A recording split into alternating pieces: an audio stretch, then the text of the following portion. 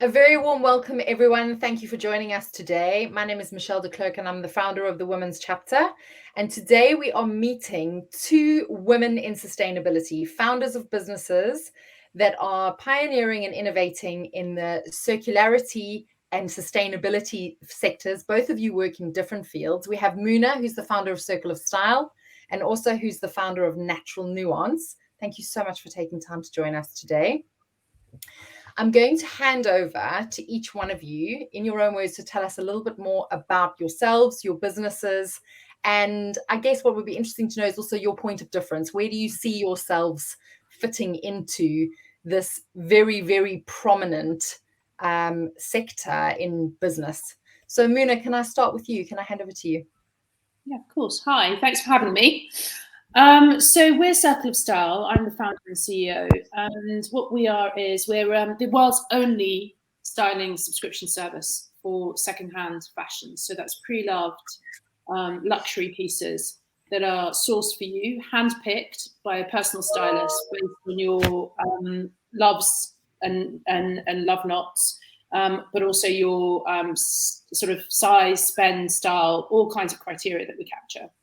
So we're basically a data company that's wrapped up as a gorgeous fashion company, but everything is run on data. We only supply secondhand fashion, and we are entirely circular, therefore the name, because we take our Circulars pieces to sell back to us. So you're able to buy and sell from us, and we make it super easy and elevate it with personal styling. Wow, thank you very much, Muna. And I have used your service, and they've got a really cool quiz that helps you work out kind of what your style is and what pieces their stylist should be selecting on your behalf. So I would really recommend giving it a try. And I've also put aside some pieces that I'm hopefully going to sell on the platform as well. Yeah, I've been doing a seasonal wardrobe detox. A lot of people. Thank you so much, Muna. Also, can I hand over to you, please tell us about Natural Nuance? Thank you, and thank you for having me on your show. Natural Nuance is an accessories company that was founded in 2017 by me and my co-founder, Lisa. I'm the CEO, and she's the head of design. And we founded the company to create light accessoires that we were looking for ourselves, that were sustainable, but foremost using circular design principles. And we actually, just getting started, we signed up for the Global Fashion Agenda 2020 commitment for circularity. And so you can find us there also with our commitment, which is about the design. So we're now looking to take the next steps in our circular travel to also be able to implement take back programs and take the full circle, so to say. So that's what we're doing. It's really, really exciting. Thank you. And I think you are in that kind of unique part of the market where you actually design for circularity, which I think is a great position to be in terms from a consumer as well, for us to be thinking about how every element of your designs, there's been thought put into how those can be repurposed, recycled, reused, but also to improve the longevity of the products that we buy. Yes. So that they become forever pieces. Sustainability and circularity are very broad terms, and I know that they have different meanings for different people. It would be really interesting to hear from each of you what those terms mean for you from a personal perspective and how they have impacted the direction of your brands. Muna, can I ask you to start? Yeah, I mean, we were kind of born with circularity in mind. So for us, it's pretty intrinsic and essential to everything that we do. And what we've kind of created a business that makes being circular really effortless. So we try and make it as easy as possible for people and it's convenient. That means convenience. That also means there's a kind of value transaction there, right? So that they're getting something for doing the right thing. And so having that at the heart of everything we do, so that shows up as we have. We make it super easy for you to sell. So rather than you waiting for a buyer or having to do all of that selling yourself, i.e. uploading to another platform, your typical resale platform, photographing your items, pricing them, etc., we do all of that for you. So we buy the minute that you email us, we give you a price, we agree a price, we send you a box to put everything in, we even send couriers for some people, we even send stylists to help you detox your wardrobe sometimes if that's needed. So we kind of make it as easy as possible for you to be part of that circular revolution.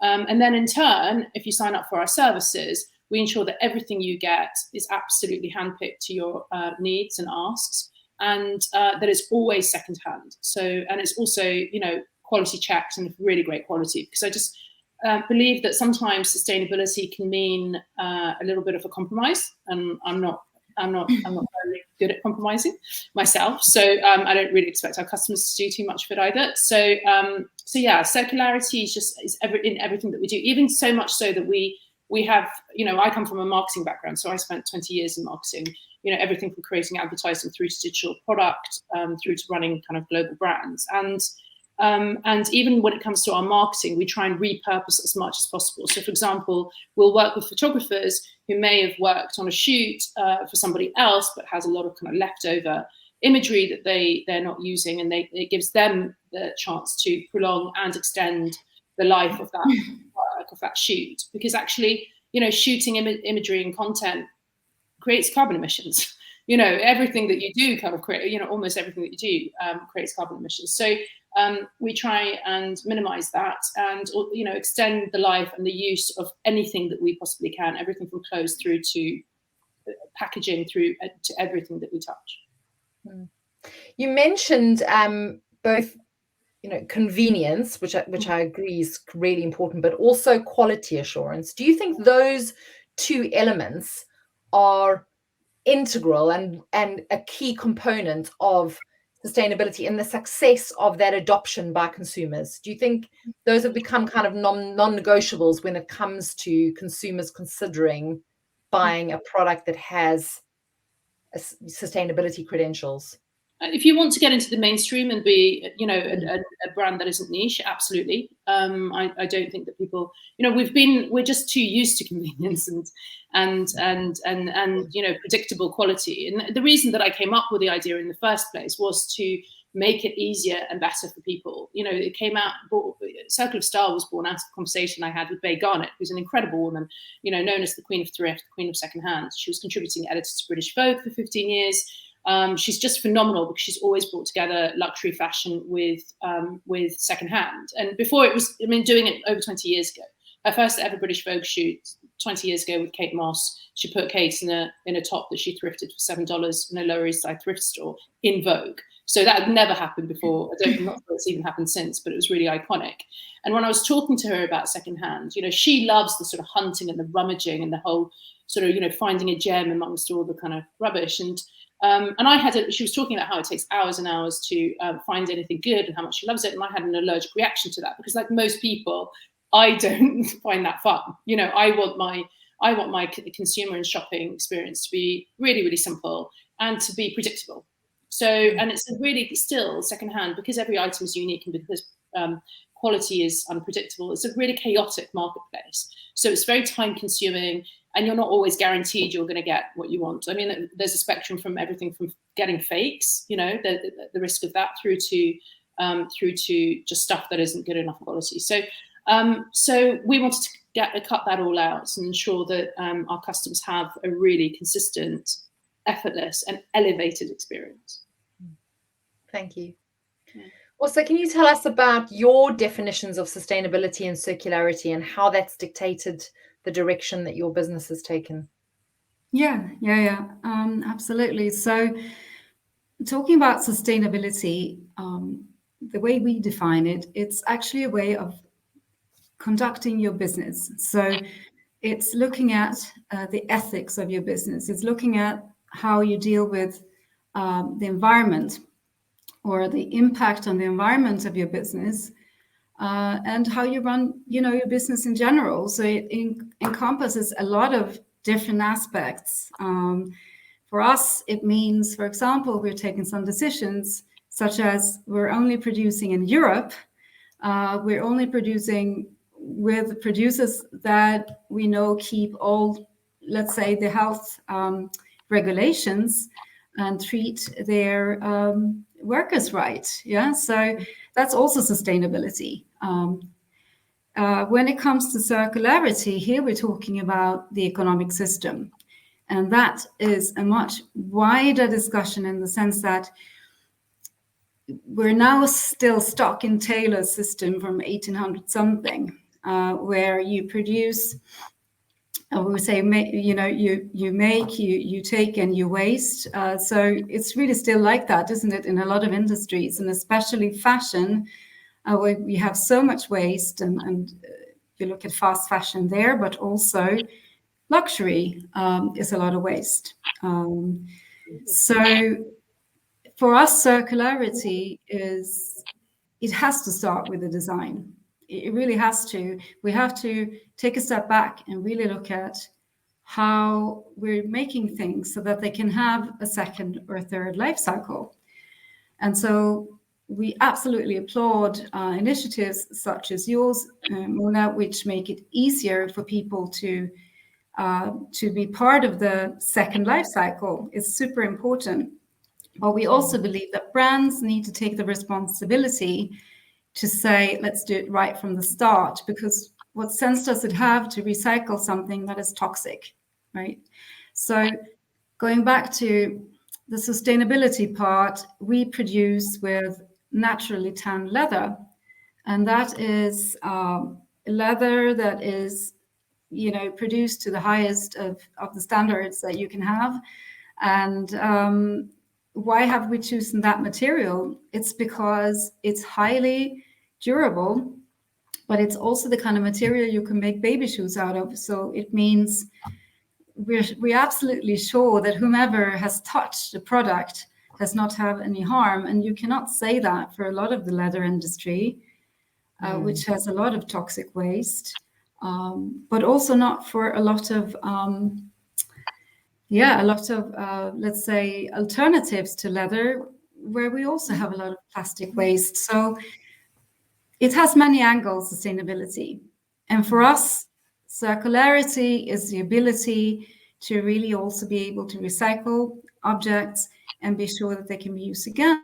So maybe just to give a practical example, what does that mean? We have a shopper, and this shopper has two seams, one left and one right. And yeah, I would dare to say that you can reuse at least 90% of the material just like that. You don't even need to be skilled to take the thing apart. And it's considerations like this, if you translate that into whatever product you have in hand, and you think, what happens to my pen after it doesn't function anymore? This is circularity, and it's much harder than just using the right materials. Yeah. And I think listening to both of you, some of the things for me as a business owner, and I'm sure that this is probably something you've heard when people are starting out saying, oh, it's expensive to run a sustainable business, or it costs so much more. And yes, it does, because there is there's that extra level of research that needs to go into every single element of your business. And as you were saying also, talking about sustainability isn't just about how your products are manufactured or what your supply chain is.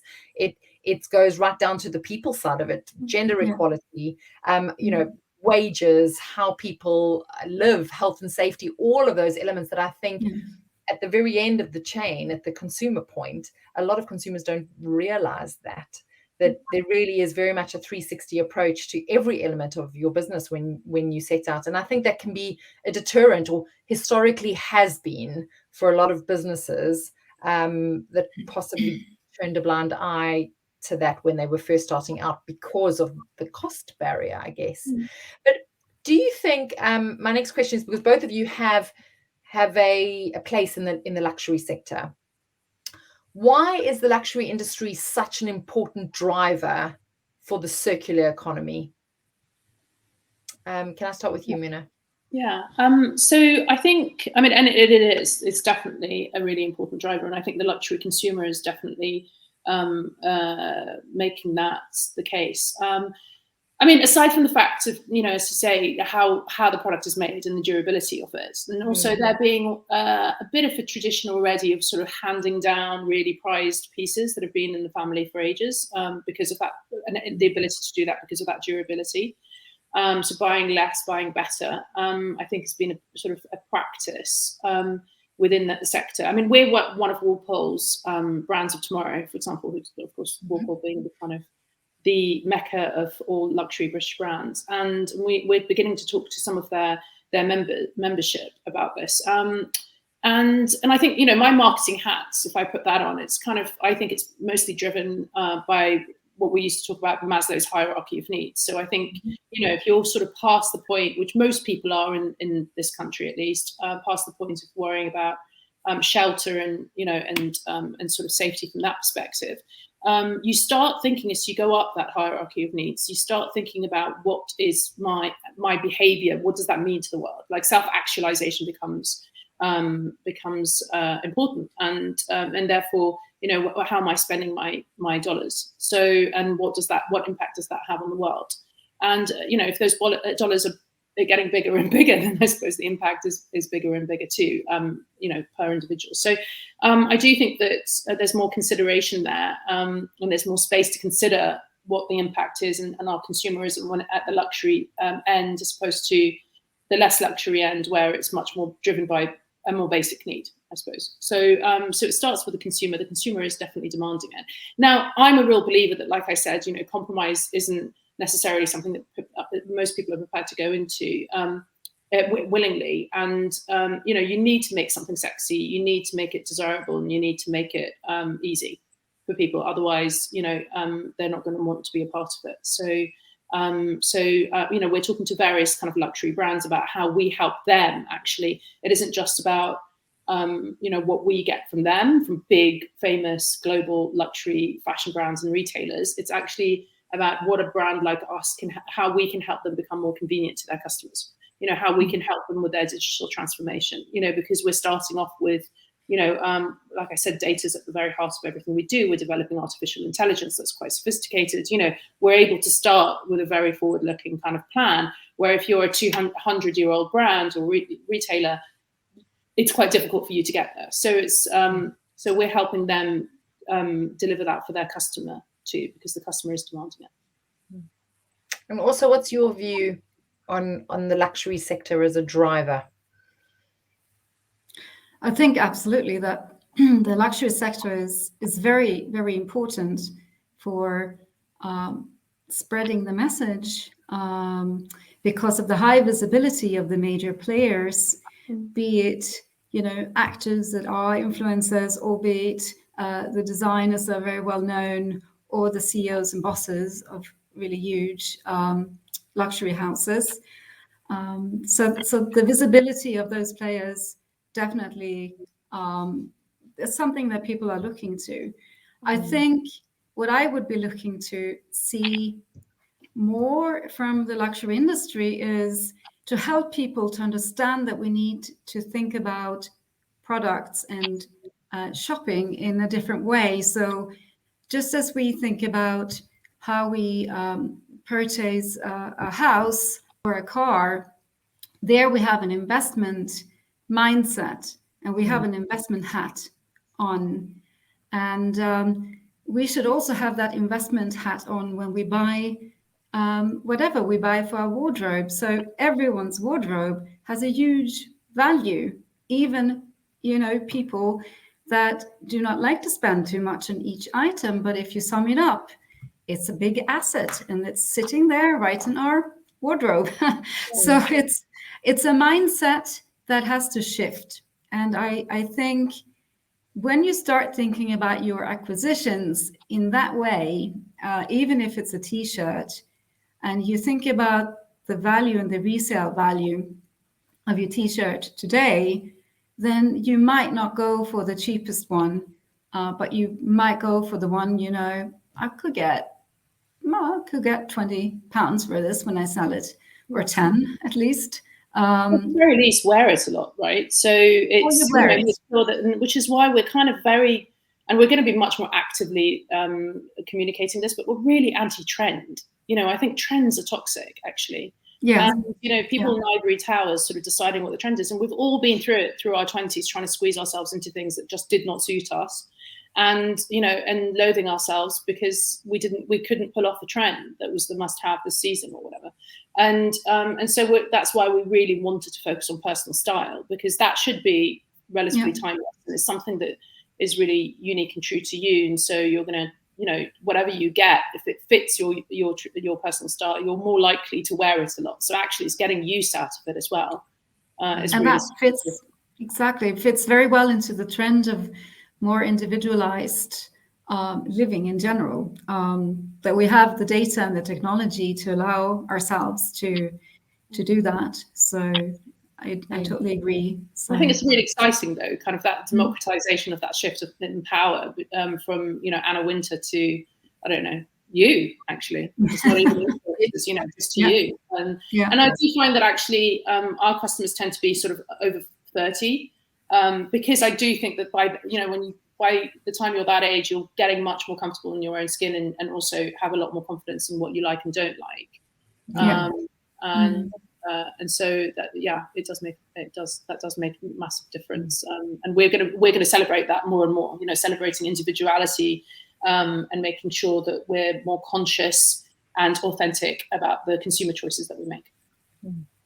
And to your point about trends, I was having this conversation with my daughters the other day, who thought that they were introducing me to what flares were.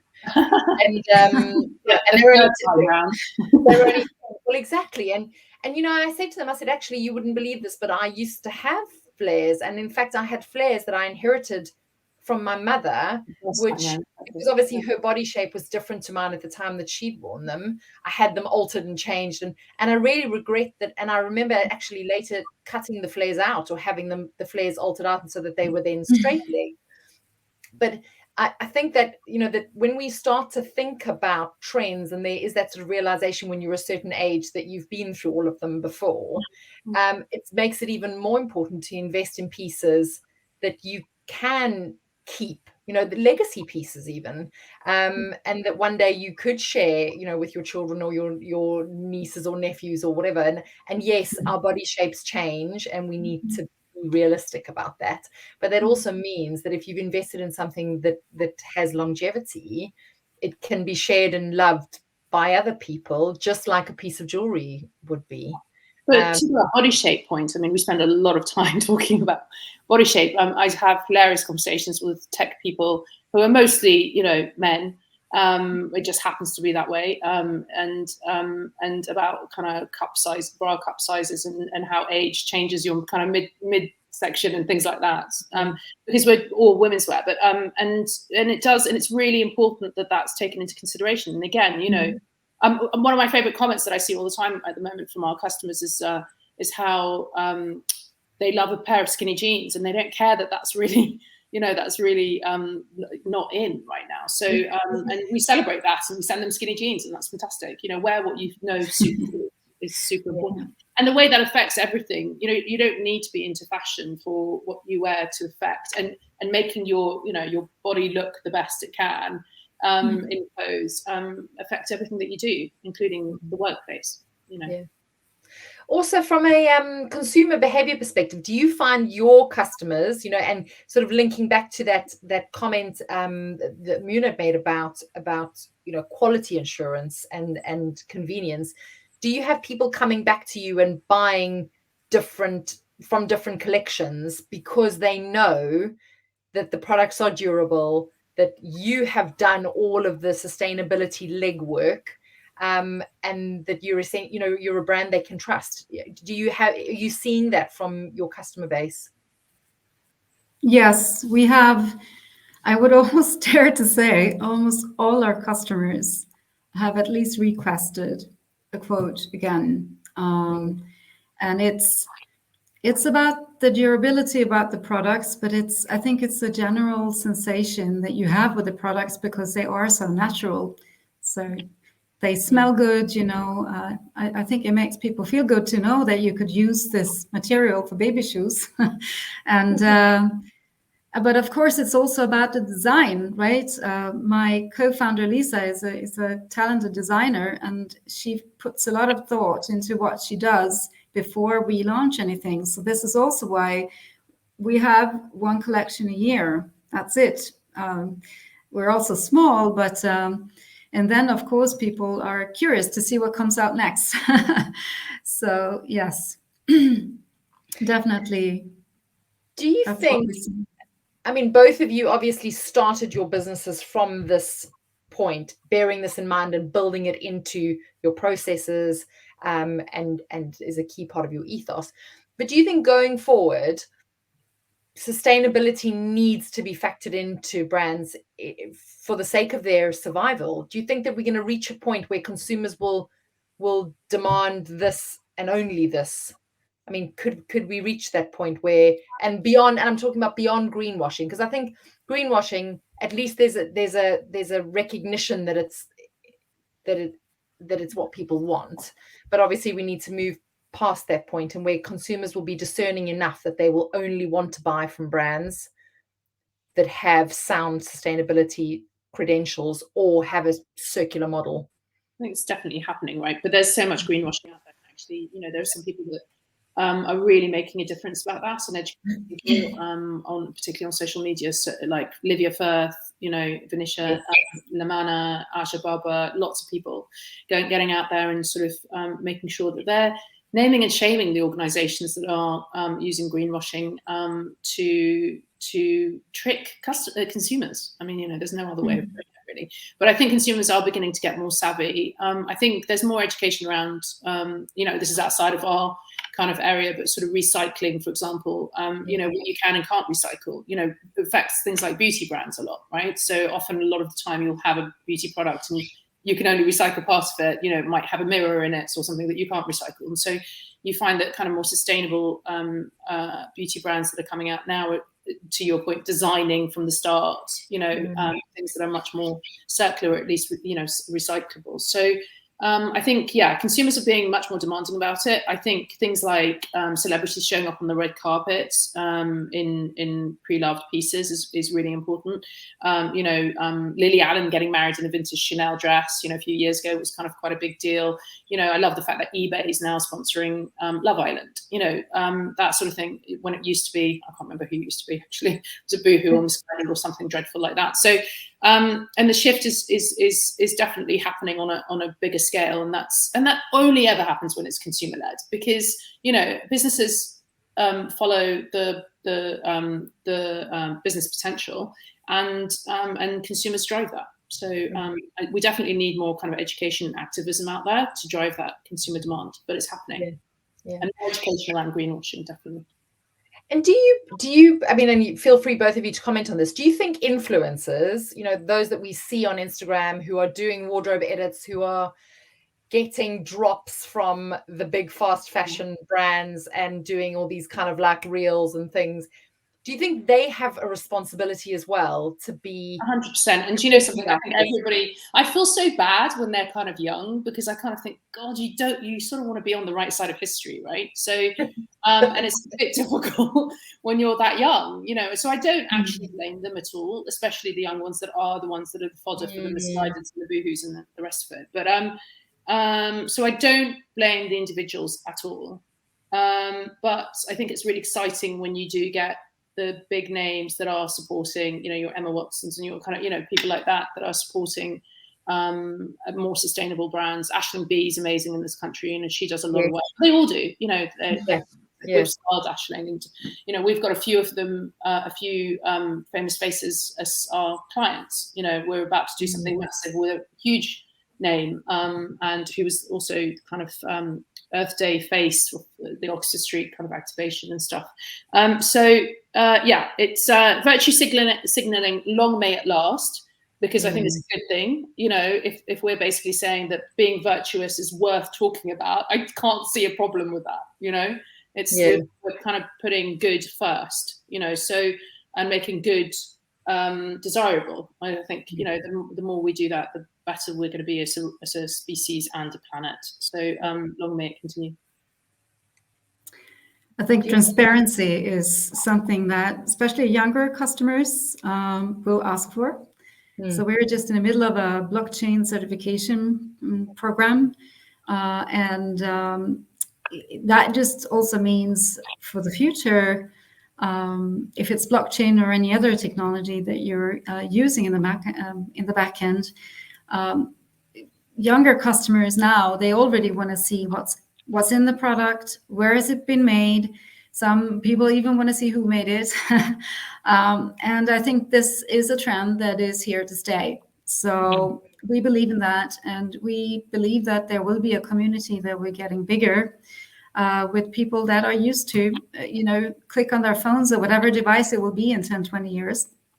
And they will want to see, what's this product all about? And absolutely. So transparency is going to increase for sure. And then it is also very much up to the brands to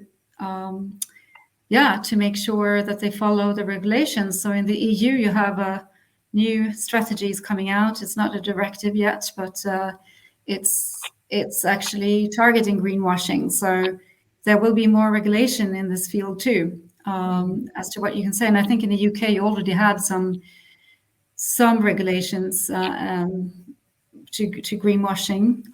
So I think you were the first actually there. Yeah.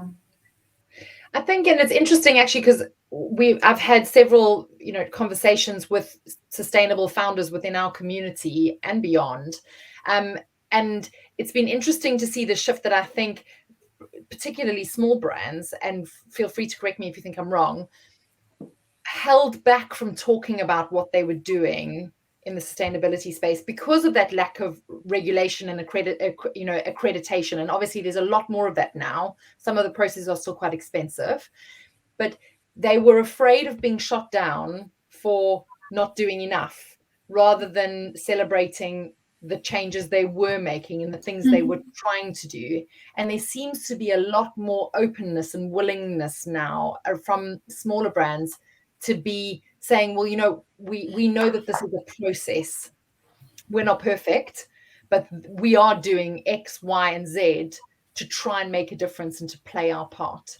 And I mean, have you seen that sentiment yourselves among your peers and the other businesses and business founders that you know in this space? Are people more willing to put themselves out there in terms of what they are actually doing? If I may say something here, I think the transparency part is important there, because if you're transparent with what you are doing, then you've already declared what you can do in a way, especially being a small brand. There are certain things that you can do, and maybe there are some things that you cannot do. I'm not Stella McCartney. I cannot spend, money on mushroom development. I would love to use it when she's ready, provided there is no plastic inside. So, it's for smaller brands, it's like we cannot lead the research and development efforts of very highly technical developments. What we can do, we can keep it simple, and we can tell people what we're doing as a principle. And then we hope, of course, that there will be access for smaller brands too, to the kind of developments being done for the larger brands. So that's, I think that's important for our small brands to just realize, if we get 50 million in funding, it's fine, but it's until then, you have to do what you can do and tell people. It sort of breaks my heart to see smaller brands being apologetic about the strides they're making, because they are so much more fundamental and harder when you are smaller. So whilst you sort of see the really big brands exploiting every loophole, every kind of, I'm a marketer, so I know how to do that. It's like how you communicate something is very ambiguous, etc. And so when you see them exploiting that, the bigger brands, it's just, it makes it even worse. yeah, smaller brands are definitely, in some ways, have got more responsibility as well, because you're starting off, presumably you're quite a young brand, so you're able to start off on the right foot, but also should have permission to, shout from the rooftops about the efforts that they're making. Absolutely. So we've only got a few minutes left, but my next question would be, what has been your biggest learning along your sustainability or circularity journey? Also, can I start with you? So I think for me personally, it has been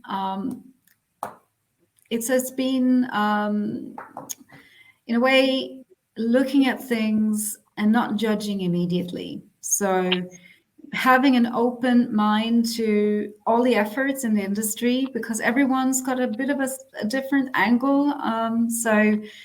If I say I don't like plastic so much, maybe someone else has a different viewpoint of that. And so I think that has been a really interesting learning for me personally. As a brand, I think that we've learned to be patient, and sometimes you have to stick to it and not shift too fast when you see whatever communications in the press or this, that. You have to stick to your principles and stick to your beliefs and have patience that people are going to understand what you're, putting out there. And I think for us as a brand, that's been a big learning. I think those are the most important points, apart from accounting, Instagram. Let's leave that aside. Yeah, definitely. I think for us, it's actually the realization that it's much better that we as a business do lots of things imperfectly, but try, and that lots of people do things imperfectly, but are also trying. That makes a bigger difference than everybody. We've had this conversation before, I think, Michelle. I don't suffer from perfectionism, so I'm quite happy to try things and not do very well. But to kind of give it a go and try and cover as much ground as you possibly can to make your business run in a more sustainable and planet friendly and kinder way is better than sort of striving for perfection and being paralyzed by that. So I think that's our biggest sort of learning, but also it's consumer led. Unless the consumer wants it, you're never going to make it mainstream. So really listening to the consumer and making sure that you're just, as I said, at the top of this, making it as easy and as wonderful for them as possible. No, I mean, I totally agree with that. And I think many smaller businesses or startups underestimate the power that they have in both of those spaces, that they have the agility to try new things, to put themselves out there, and equally to have that connection with their audience, to ask them questions, to their customer base. What do you like? What do you not like? What do you want more of? And to shift their businesses in that direction. And we certainly saw that over the pandemic. A lot of startup businesses had really good connection and engagement with their customer base, were the ones that thrived and were able to pivot and open up new channels of business because they weren't afraid to say to their customers, what do you want from us? I don't assume you know what the answer is, so we had a growth spurt very early on. And one of the things that, we could have found less sustainable ways to fulfill the orders we were terribly behind on. But actually, when you turn to the customer and say, look, we have to do it this way, we do it this way, and because we are a sustainable small business, small for now, and we're not Amazon, and they are very forgiving about that. They are absolutely okay about that. And actually, they sometimes quite enjoy you being quite slow, and more purposeful in how you're doing it. So don't assume that you know what the customer wants. I think it's really important because consumers do care a lot more and are willing to come on the journey with you a lot more than you think they are. Before we end off, I wanted to touch on investment. And Muna, I know you're actively raising, and you have already raised. And also this is something that you are also in the process of doing. How important has the investment community been to driving the success of sustainable businesses? Muna, is that something that you're seeing that investors are not willing to compromise on anymore in terms of the companies they put their money into?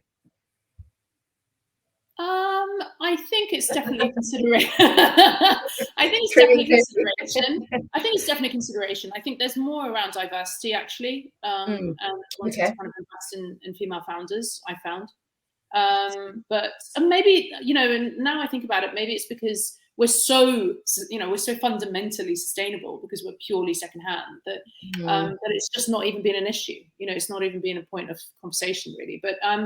But it's I do think it's consideration. Like I said, I think investors want to make money from any of their investment, so they will put money where they think the customer is going to be, and where there's going to be growth. So it's, again, I think it's always consumer driven, but it's definitely a consideration.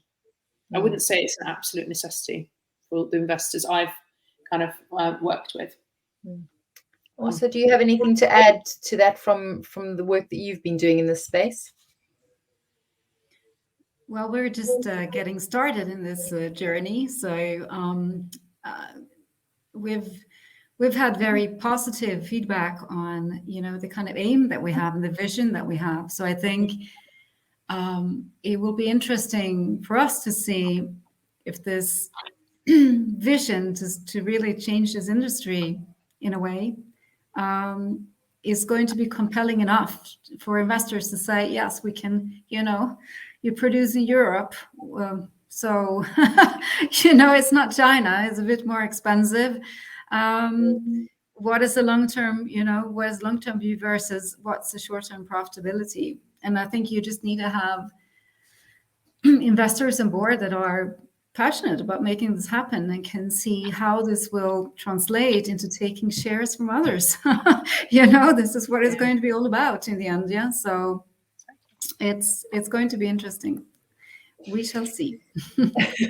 And to end off, I would love to hear any advice that you might be able to share with a fellow female founder, maybe drawing on an experience from your journey, or something that you might have done differently. If you kind of had, hindsight is always perfect sight, right? But is there something that you might share with someone that you could, that you've experienced, you might have done differently from your experience? Muna, how about you? Yeah, have 1,000% more confidence in what you're doing than you already have. Like at least 1,000% more.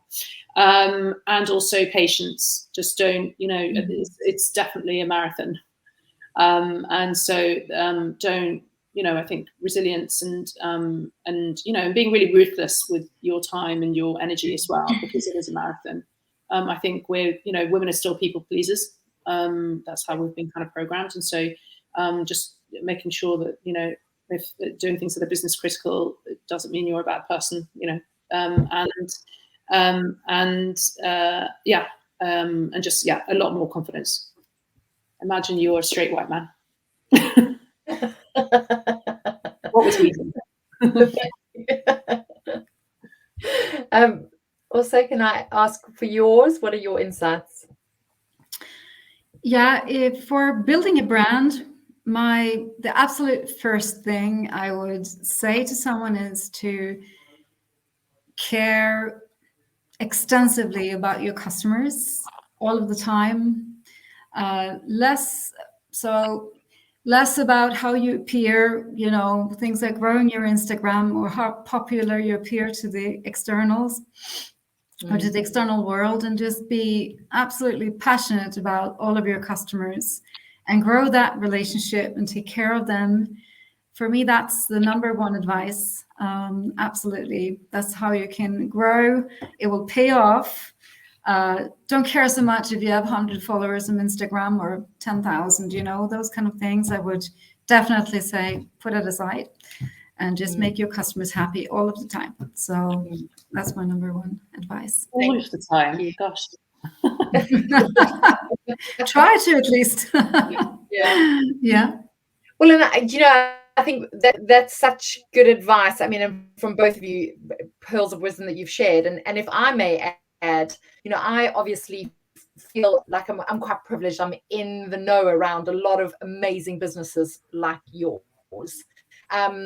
But I think as consumers, it can often seem difficult to find these small brands in order to use the power of our purses to support them, because I think the willingness is there, but often it's difficult to discover them because we have things like algorithms and that kind of thing against us, when we're sort of hoping to organically stumble upon them.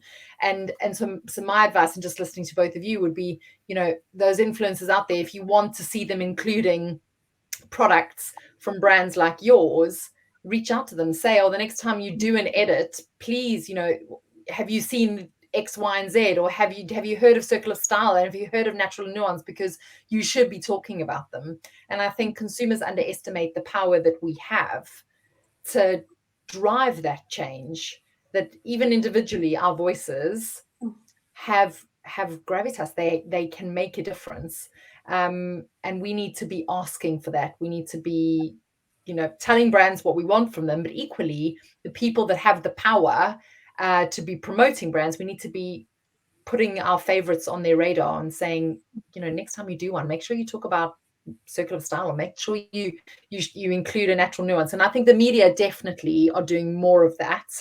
We see it now with all of the different magazines and publications, that there is a focus on sustainability, but I think each one of us, just as consumers, need to harness our power and exercise it to drive that change. And I do feel that our customers are doing that. They take selfies in their clothes and tag us, and we love it. So and they really, really want to be supportive and actively supportive of a new small business, sustainable business. Yeah.